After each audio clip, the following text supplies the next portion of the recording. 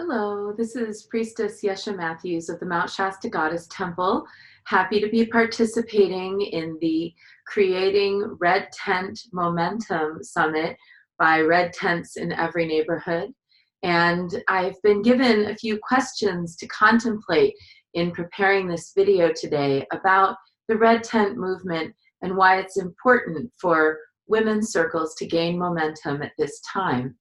And one of the things that I've been invited to contemplate in preparation for the Red Tent Summit is the question of why it's important for women to gather in circles at this time in history.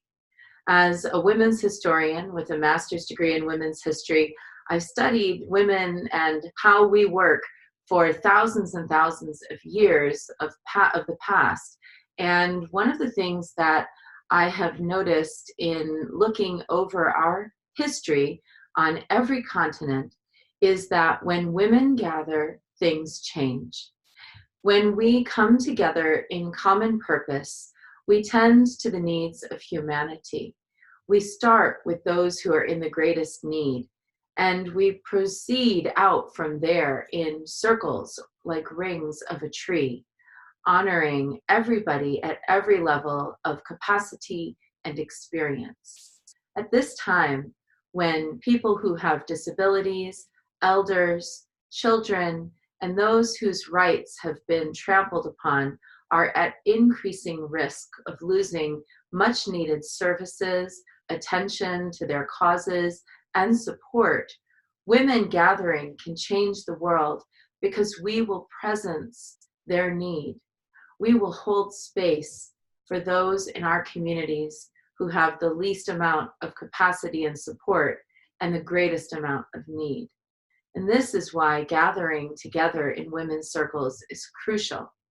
Based on the idea of matriarchal gift economy, that is to say, the philosophy that mothers give freely to their children who can give nothing in return: life, feeding and nourishment, safety and support, comfort and care.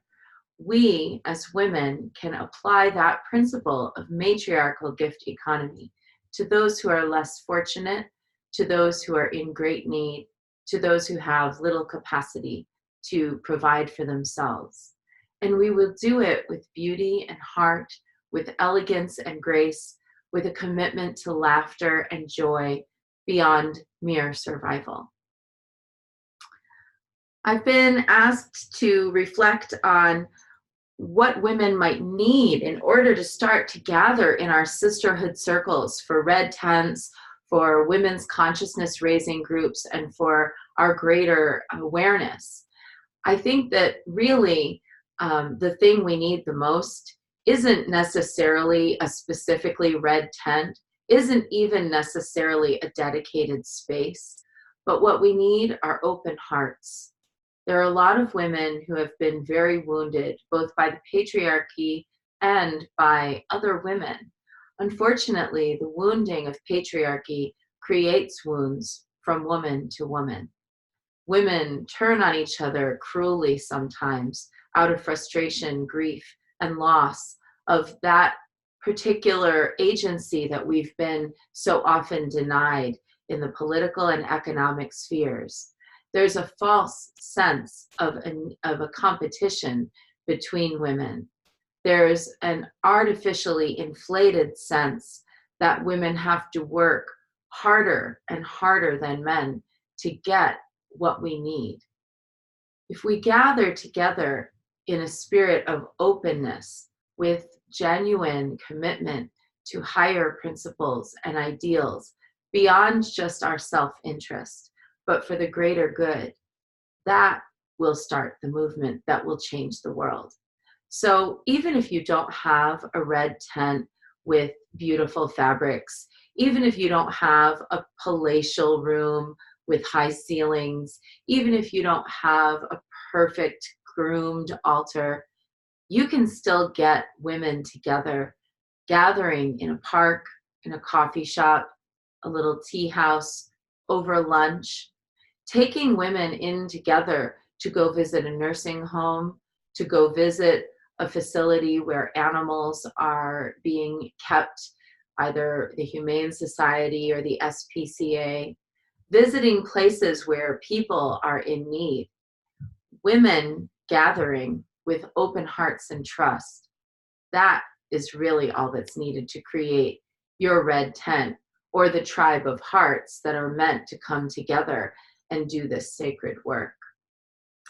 And finally, I've been invited to contemplate how might momentum amongst a red tent movement, a movement of women's gatherings, create change in the world. And I think that it's really evident in the past 15 years that I've been a high priestess, that I have seen again and again that when women get together, ideas just start to naturally, organically sprout from the center of our circle.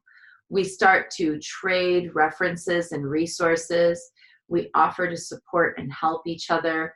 It takes very, very little wind into our sails to get the big ship of momentum moving toward the greater good.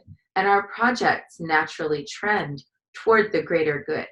So I would say that the momentum that we can gather in our small private circles, our sister circles, our membership circles, our open circles, whatever type of circle it is that you want to form, the momentum that can be gathered and gained there at the center of that circle can go out and have far-reaching effects.